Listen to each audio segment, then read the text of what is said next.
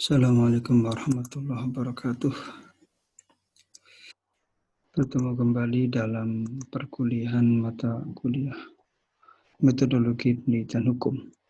Untuk tema kita kali ini adalah sistematika penelitian hukum. Baik, sebelum kita melanjutkan perkuliahan kita, mari kita buka dengan baca suratul Fatihah. Semoga Allah senantiasa memberikan keberkahan kepada kita, memberikan perlindungan, keselamatan untuk kita semuanya, dan ilmu yang bermanfaat. Al-Fatihah. Iyyaka na'budu wa iyyaka nasta'in ihdinas siratal mustaqim siratal ladzina an'amta 'alaihim waladdallin. Baik, sebelum kita berbicara mengenai sistematika penelitian hukum, kita mulai dulu dari bagaimana masalah dalam penelitian. Penelitian hukum atau semua penelitian pasti dimulai dengan adanya suatu masalah. Karena penelitian hukum, maka masalahnya adalah masalah hukum. Masalah merupakan penyimpangan antara yang diharapkan dengan kenyataan yang akan dipecahkan melalui penelitian. Supaya arah penelitian menjadi jelas, maka peneliti perlu teori yang sesuai dengan lingkup permasalahan. Sehingga sebuah penelitian harus punya landasan teorinya. Melalui teori itu, maka peneliti dapat membangun kerangka pemikiran yang digunakan untuk menjawab permasalahan yang diajukan. Nah, bagaimana menentukan topik penelitian dalam kaitannya penulisan skripsi? Nah, topik itu sebagai fokus kegiatan penelitian. Ciri-ciri topik yang baik adalah urgent untuk diteliti. Jadi kalau Anda mau meneliti apa, lihat topiknya itu urgent atau tidak. Yang kedua, akan membuahkan sesuatu yang baru, novelty. Ya, kalau yang sudah biasa, sudah lama, sudah pernah diteliti, ya cari sisi novelty-nya yang barunya apa. Yang ketiga, merupakan sumbangan bagi pengembangan ilmu dan bermanfaat bagi masyarakat. Lalu yang keempat, aktual. Nah, kita lihat perbandingan proposal penelitian dan skripsi. Nah, penelitian ini dalam artian penelitian secara umum, bukan ditujukan untuk tugas akhir. Kita lihat untuk proposal penelitian, ini ada pendahuluan, ya, ada latar belakang permasalahan, ada pokok permasalahan. Nah, yang kedua ada tujuan dan manfaat penelitian. Tujuan penelitian ada tujuan umum dan tujuan khusus, dan manfaat penelitian, ya, tinjauan pustaka, kerangka konsep atau kerangka konseptual, metode penelitian, kegunaan teoritis dan praktis, lalu biaya dan daftar pustaka. Sementara proposal penelitian ada latar belakang permasalahan, ada pokok permasalahannya apa, tujuan dan manfaat penelitian. Pokok permasalahan ini biasanya dirumuskan dalam rumusan masalah itu. Kemudian tujuan dan manfaat penelitian, tujuan penelitian umum khusus, manfaat penelitian, kerangka konsep. Ya. Kalau penelitian yang sifatnya empirik, maka bukan kerangka konsep, ya, tapi operasional. Ya. Kemudian metode penelitian, sistematika penulisan, dan daftar pustaka.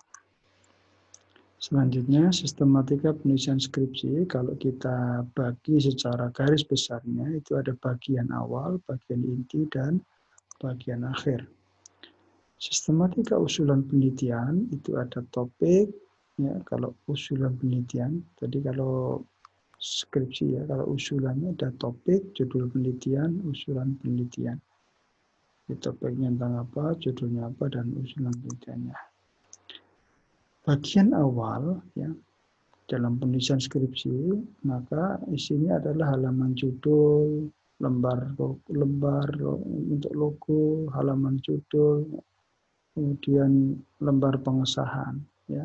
Nama judul yang depannya misalnya cover, ya.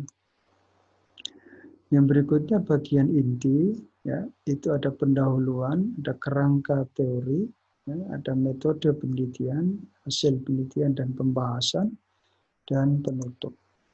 Lalu bagian akhir ada daftar pustaka atau rujukan, lampiran, dan riwayat hidup jika ada. Selanjutnya, sistematika penulisan skripsi. Nah, kita lihat, ini penulisan skripsi bab pertama, itu pendahuluan.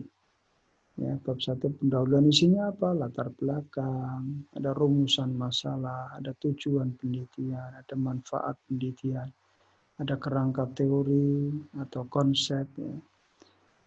Kemudian kajian pustaka, orisinalitas penelitian, metode penelitian. Ya, metode penelitian biasanya ada spesifikasi penelitian. Ya, penelitian itu penelitian yang sifatnya normatif, apa empirik, ya, pendekatan-pendekatannya juga, termasuk jenis penelitian apa. Nah, itu harus muncul di sini ya. Kemudian lokasi, populasi, dan sampel. Ini biasanya jika penelitian empirik ya, dibutuhkan seperti ini. Lalu ada alat pengumpulan data. Ya, alat pengumpulan data terkait dengan penelitiannya juga. Ya, kalau empirik, misalnya alat pengumpulan datanya dengan cara wawancara atau bagaimana, itu di sini. Selanjutnya jalannya penelitian. Yang kelima, analisis data. Lalu sistematika penulisan. Itu pada bab pertama sudah muncul. Kemudian bab kedua, itu isinya menjawab permasalahan sesuai dengan rumusan masalah. Bab ketiga juga menjawab sesuai rumusan masalah. Bab keempat juga begitu. Bab kelima, kesimpulan dan saran. Lalu daftar pustaka dan lampiran. Ya, tapi lebih tepatnya mungkin bisa Anda cek di dalam metode atau pedoman penulisan karya ilmiah di UIN Malang atau di Fakultas Syariah. Selanjutnya, bagaimana merumuskan latar belakang? Nah, ini nanti sebenarnya dari kelompok-kelompok juga sudah ada yang bertugas untuk menjelaskan bagaimana merumuskan latar belakang. Cuman ini sekilas saja kita lihat. Latar belakang penelitian itu merupakan pintu bagi pembaca untuk mengetahui ide utama. Jadi, ketika ada orang yang membaca sebuah penelitian, maka di awal membaca latar belakang itu akan tahu apa ide utama atau gagasan pokok dan pandangan pertama dari penulis. Oleh sebab itu, latar belakang harus memuat thesis statement, kemudian supporting idea, ya, berupa teori hukum yang berkaitan. Ya, jadi ide itu harus didukung dengan teori yang berkaitan, norma hukum yang menjadi alasan dengan uraian itu. Kemudian yang ketiga, research direction. Ya. Lalu latar belakang harus mencantumkan catatan kaki. Jangan sampai latar belakang itu hanya ide-ide saja tanpa catatan kaki atau tanpa rujukan. Ya. Selanjutnya thesis statement itu apa? Nah, Anda perhatikan ini. Reformasi birokrasi di Indonesia diperlukan untuk mewujudkan good governance dalam penyelenggaraan pemerintahan dan pelayanan publik. Hal demikian akan menciptakan pemerintahan yang bersih dan pelayanan yang non-diskriminatif di Indonesia. Jadi pernyataan Anda sendiri, ya, yang tentu juga ini akumulasi dari bacaan-bacaan Anda, dari survei-survei Anda, penelitian pendahuluan Anda, sehingga bisa melihat bahwa reformasi di Indonesia itu diperlukan untuk apa? Menciptakan pemerintahan yang bersih. Nah, tapi thesis statement itu harus didukung tadi oleh teori-teori. Nah, kemudian struktur latar belakang. Struktur latar belakang itu Anda bisa perhatikan di sini. Yang pertama, tadi ada statement, ya, thesis statement. Reformasi birokrasi di Indonesia diperlukan untuk mewujudkan good governance dalam penyelenggaraan pemerintahan dan pelayanan publik. Hal demikian akan menciptakan pemerintahan yang bersih dan pelayanan yang non-diskriminatif di Indonesia. Nah, thesis statement ini kemudian didukung oleh teori, ya, teori dari Prajudi Atmosudrirjo menyatakan reformasi birokrasi sebagai bagian dari kebenafidan pemerintah Dalam hal ini bona fide pemerintah menciptakan tindakan pemerintahan yang bersih. Nah, setelah didukung oleh teori juga harus didukung oleh normanya. Normanya bagaimana? Dalam Undang-Undang Pelayanan Publik, Good Governance mendorong terciptanya sikap tindak pemerintah yang taat asas. Hal ini sesuai dengan asas dalam Undang-Undang Tindak Pidana Korupsi yang menghindari adanya kerugian negara dalam tindakan pemerintah. Nah, ini hanya garis besarnya saja ya. Nanti kalau Anda buat dalam satu struktur, satu latar belakang, maka Anda uraikan lebih luas. Kemudian baru Anda simpulkan. Dengan demikian, penelitian ini akan merumuskan kriteria reformasi birokrasi yang berhasil mewujudkan penyelenggaraan pemerintahan dan pelayanan publik yang baik. Selain itu, penelitian akan membahas keterkaitan non-diskriminasi dan reformasi birokrasi di Indonesia. Jadi setelah Anda munculkan tesis statement, Anda perkuat dengan teori dan norma yang ada, lalu apa yang ingin Anda lakukan? Perumusan penelitian Anda bagaimana? Nah, ini dalam latar belakang harus sudah muncul. Ya, selanjutnya merumuskan masalah penelitian. Ya, masalah penelitian dirumuskan dalam kalimat pertanyaan. Tapi ada juga yang menyatakan bahwa masalah penelitian bisa juga dirumuskan di dalam pernyataan. Jadi misalnya hanya satu, Anda buat dengan pernyataan, itu boleh. Kemudian yang kedua, masalah penelitian hukum disandarkan pada norma hukum tertulis atau pada sumber hukum. Ya. Kemudian yang ketiga, masalah dalam penelitian hukum terstruktur dalam rangkaian norma atau sumber hukum yang menjadi rujukan. Contoh rumusan masalah yang Anda perhatikan, misalnya satu, mengapa krisis likuiditas Bank Senturi dikategorikan sebagai kesulitan perbankan yang membahayakan perekonomian nasional menurut pasal 37A ayat 1 Undang-Undang Nomor 10 Tahun 98 tentang perbankan. Seperti kalau Anda baca ya, dulu kenapa Bank Senturi di bail out? Karena dianggap bahwa kesulitan likuiditas Bank Senturi itu sistemik, berdampak sistemik. Artinya juga akan berikan membahayakan bagi perekonomian nasional. Nah, ini ya, mengapa? Nah, itu menjadi sebuah pertanyaan.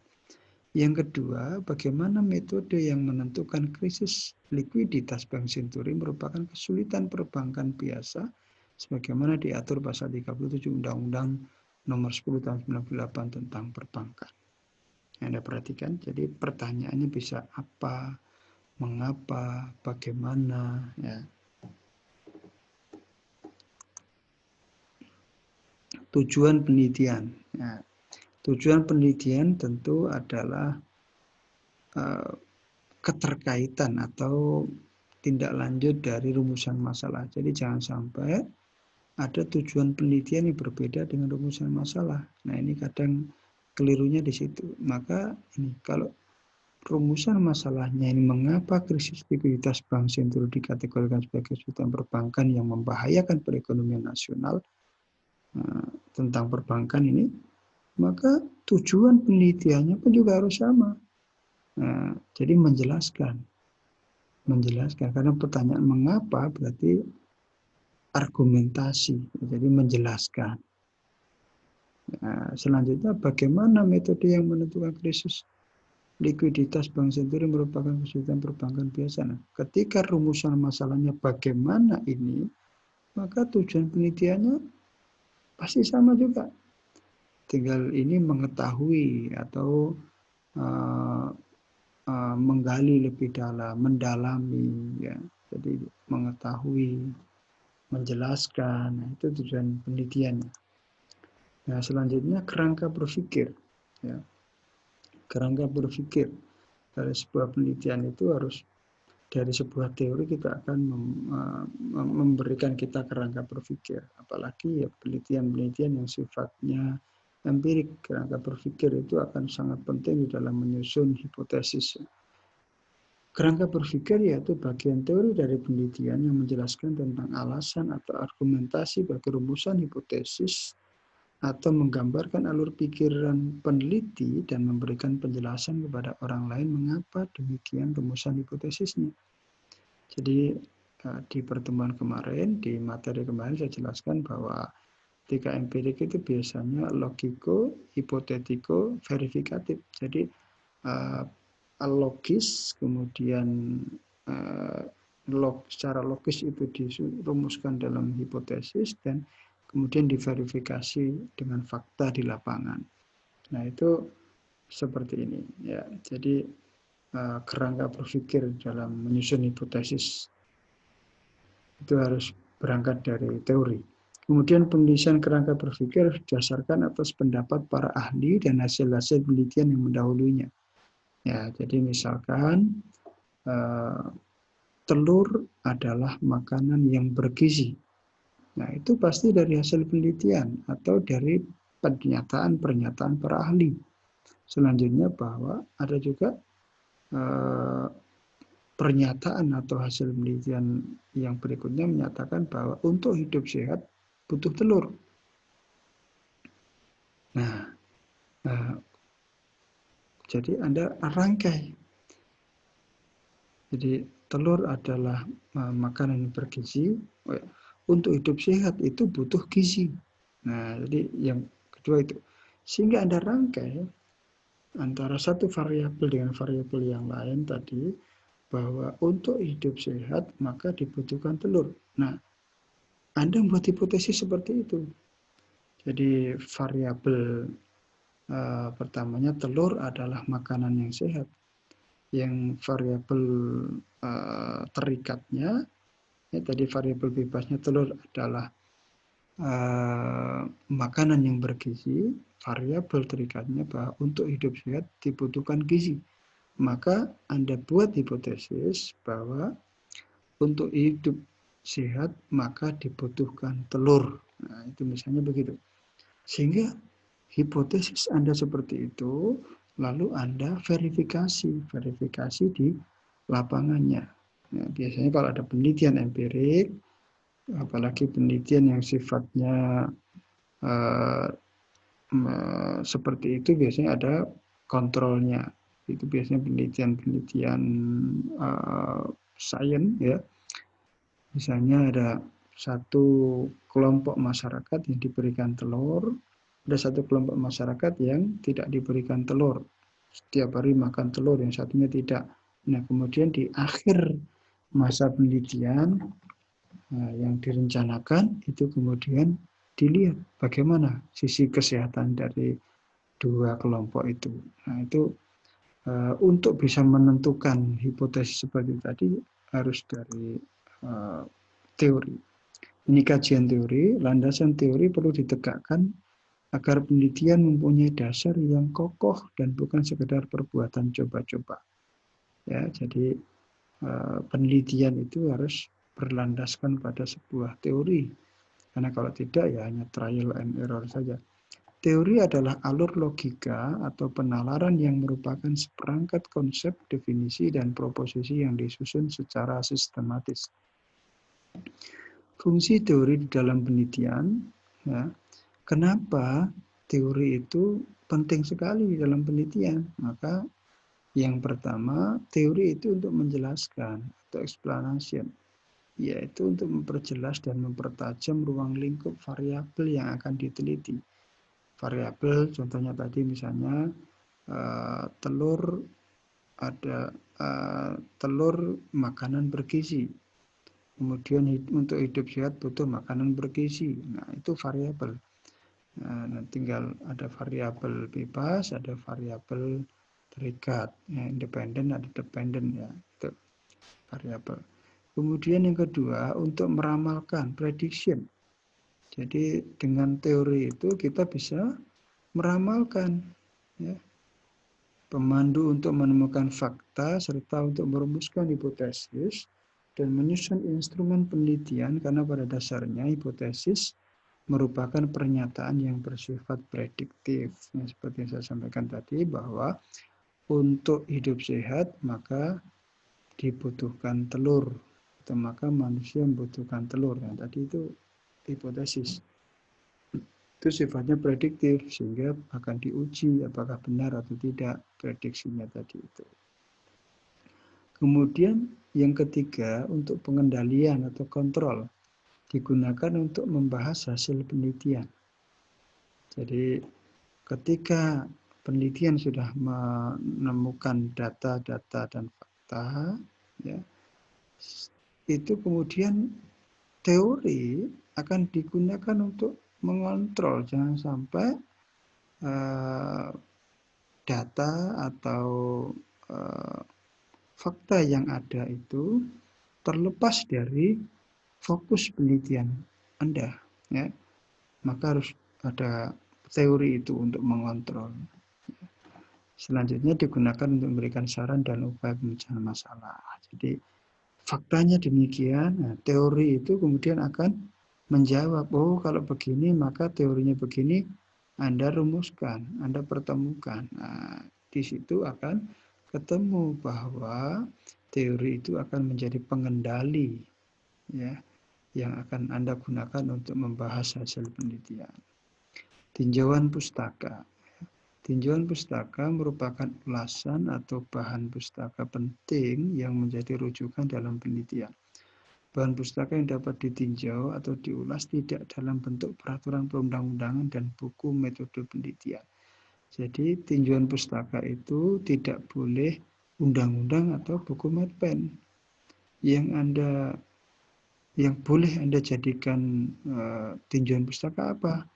Nah ini bisa jurnal ilmiah atau surat kabar atau majalah atau buku yang memang membahas tema yang sedang Anda kaji. Nah, itu. Nah, cara merumuskan tinjauan pustaka, misalnya judul Pokok-pokok Hukum Tun, pengarang Bali Fante, penerbit ini ulasan pemahaman mengenai good governance sebagai bentuk kebaikan dalam pemerintahan disebut Bali Fante sebagai kemauan administrasi yang baik. Buku ini mengulas secara lengkap kriteria pemahaman kepemerintahan yang baik dikaitkan dengan pengambilan keputusan. Dengan demikian, buku ini penting karena juga menguraikan beberapa segi dalam tindak pemerintahan, namun di sisi lain memberikan aktualisasi dalam praktik pemerintahan.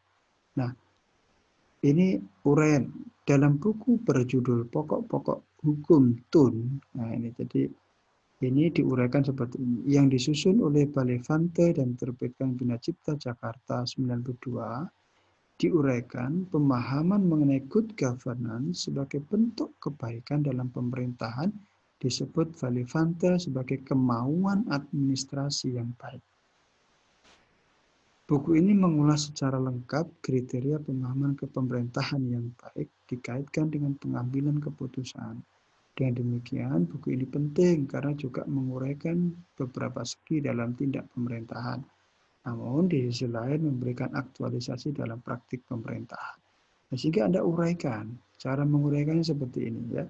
Dari data buku yang seperti ini, kemudian Anda uraikan seperti ini. Uraiannya, kemudian kesimpulan Anda, ya, sehingga penting. Nah, dari sini penting terkait dengan penelitian saudara. Nah, kemudian kerangka konseptual atau definisi operasional. Jadi kalau kerangka konseptual itu adalah untuk penelitian yang yang normatif atau dogmatik. Kemudian kalau yang definisi operasional ini biasanya digunakan untuk penelitian yang empirik atau sosiologis. Nah, kerangka konsep adalah penyatuan persepsi antara penulis dan pembaca mengenai konsep, istilah, frasa, atau singkatan dalam penelitian. Konsep, istilah, frasa, atau singkatan dalam penelitian yang utama diuraikan adalah yang ada dalam judul dan pokok permasalahan. Nah, dalam judul itu misalnya konsep kewenangan, kewenangan pengadilan misalnya atau yang lainnya. Nah, itu harus dijelaskan. Nah, selanjutnya contoh kerangka konsep. Nah, Anda perhatikan misalnya kriteria hukum dalam menentukan krisis likuiditas bank yang membahayakan perekonomian nasional berdasarkan pasal 37A ayat 1 Undang-Undang Perbankan. Dengan pertanyaan seperti ini, maka kerangka konsepnya adalah krisis ekonomi. Nah, jadi Anda perhatikan di sini yang terkait dengan ini krisis ya. Ya, ada krisis kaitannya membahayakan perekonomian, berarti krisis ekonomi. Ya. Kemudian likuiditas, ya, likuiditas perbankan, ya, jadi ada terkaitannya dengan undang-undang bank, jadi perbankan, ya, bank sendiri dan merger. Nah, tentu untuk membaca ini, ya, Anda bisa melihat dari ketentuan umum peraturan perundang-undangan, ya. Peraturan perundang-undangan tentang perbankan ini, Undang-Undang Nomor 10 Tahun 98. Anda lihat ketentuan umumnya apa saja. Nah, ini Anda perhatikan sebagai kerangka konseptual atau definisi operasional. Nah, kemudian kegunaan teoritis dan praktis. Kegunaan teoritis itu tentu penelitian itu untuk pengembangan ilmu pengetahuan hukum, ya, khususnya terkait dengan hukum induknya dan lebih khusus ilmu hukum yang menjadi cabangnya. Selanjutnya kegunaan praktis, kegunaan penelitian untuk masyarakat secara praktis dalam penerapannya memiliki kegunaan dalam penerapan di sektor tertentu. Nah, jadi penelitian Anda itu untuk mempertajam pelaksanaan hukum atau untuk memudahkan masyarakat di dalam melaksanakan hukum, memahami hukum, ya, secara kultur, secara struktur, ya, itu juga membantu bagaimana perangkat-perangkat pelaksana hukum itu dalam menjalankan atau mengaplikasikan hukum. Nah, itu kegunaan praktis. Kemudian daftar pustaka proposal. Daftar pustaka, ya, skripsi minimal 25 pustaka. Kalau bisa ya lebih, ya. Baik buku, artikel, peraturan perundang-undangan, atau wawancara. Ya. Semua yang ada di catatan kaki ada di daftar pustaka. Jadi jangan sampai ada yang di catatan kaki tapi tidak masuk di daftar pustaka. Tetapi yang ada dalam daftar pustaka belum tentu ada di catatan kaki. Kenapa? Ya karena daftar pustaka itu berarti ya bacaan-bacaan yang Anda baca. Ya, mungkin Anda nggak cantumkan dalam catatan kaki, tapi Anda masukkan di dalam penulisan Anda, maka bisa dimasukkan di dalam daftar pustaka. Nah, ini penting untuk Anda perhatikan. Kendala dalam pengerjaan skripsi. Biasanya kesulitan mencari literer pendukung. Nah, ketika sudah ketemu judulnya, ya, mencari literatur pendukungnya apa saja, nah, itu kadang kesulitan. Maka Anda perlu konsultasi dengan pembimbing. Ya. Kemudian tidak terbiasa menulis, ya, jarang menulis, ya, apalagi yang waktu mengerjakan tugas pun juga pasrah ke temennya, akhirnya nggak biasa menulis. Ini kesulitan. Masalah dana mungkin sebagian ada kesulitan, apalagi yang penelitian empirik di lapangan biasanya membutuhkan dana lebih. Ya. Kemudian kurang terbiasa dengan sistem kerja terjadwal dan pengaturan waktu yang sangat ketat. Lalu sulit mengembangkan komunikasi dengan pembimbing secara konstruktif. Nah, terkadang ada mahasiswa yang komunikasi dengan pembimbing itu malu-malu atau kesulitan, takutan. Nah, akhirnya tidak bisa membangun komunikasi yang konstruktif. Ada juga yang berlebihan, akhirnya pembimbing nggak nyaman, jadi tidak memberikan bimbingan yang bagus. Nah, itu kendala-kendala yang perlu Anda atasi. Baik, itu materi kita kali ini tentang sistematika penulisan atau sistematika penelitian hukum. Ini ada pertanyaan silakan Anda tulis di dalam forum dan Anda diskusikan, nanti akan saya tanggapi di dalam Zoom meeting, di pertemuan-pertemuan yang kita rencanakan untuk Zoom meeting. Dan kurang lebihnya saya sampaikan terima kasih atas segala perhatiannya.